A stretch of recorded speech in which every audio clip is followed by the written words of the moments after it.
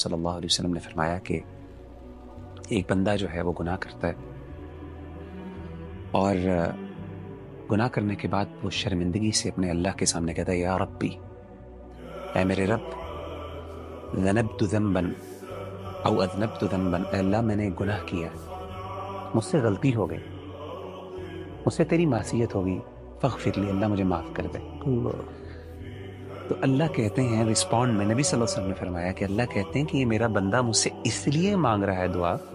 کہ اس کو پتہ ہے کہ اس کا رب بہت معاف کرنے والا ہے، غفور الرحیم، اس لیے یہ مجھ سے مانگ رہا ہے تو میں اس کو معاف کر دیتا ہوں۔ نبی صلی اللہ علیہ وسلم نے فرمایا پھر کچھ دیر گزرتی ہے،